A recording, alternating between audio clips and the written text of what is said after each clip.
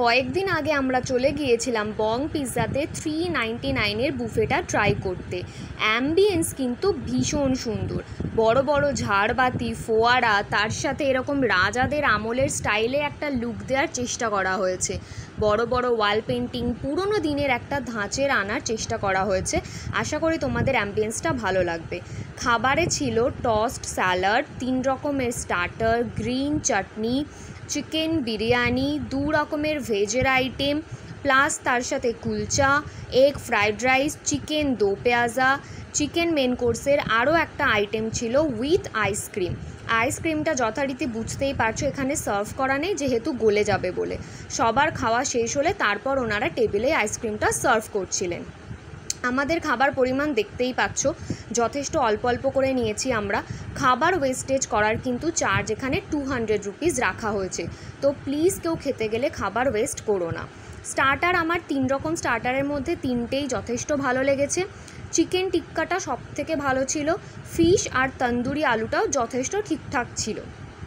তবে চিকেন টিক্কাটা কিন্তু must have. Tossed salad, যেটা গাজর, শসা, টমেটোস এগুলো দিয়ে কুচি কুচি করে কাটা ছিল, সেগুলোর কোয়ালিটি কিন্তু একদমই ভালো লাগেনি। শসাটা ভীষণ পাকা, তো বুঝতেই পারছো স্যালাড একদমই ভালো ছিল না।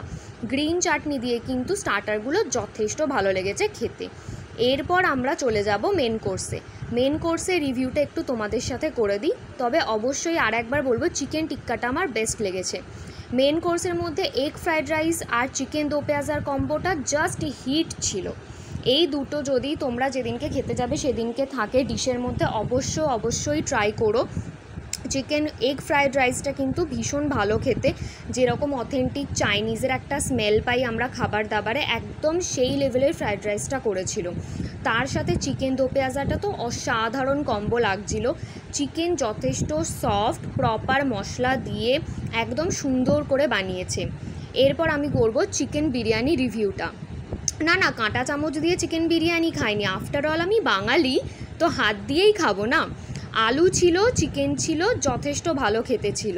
বিরিয়ানিটা একদম হালকা ছিল বলবো, মানে স্মেল অবশ্যই ছিল আতর আর কেওড়া জলের, তবে ওভার পাওয়ারিং মোটেই করেনি।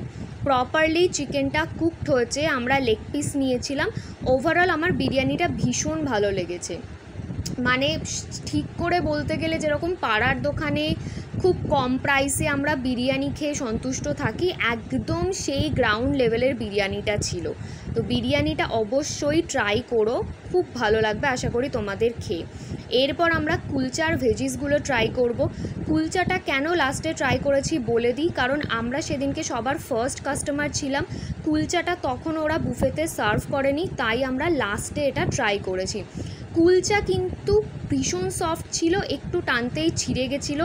তবে সবজি মেলোনি আর 5 ফ্রায়েড রাইস, যেটা ওরা আর একটা যেটা ভেজিস আইটেম ছিল, সেটা কিন্তু একদমই ভালো ছিল না, অন্তত আমার ভালো লাগেনি।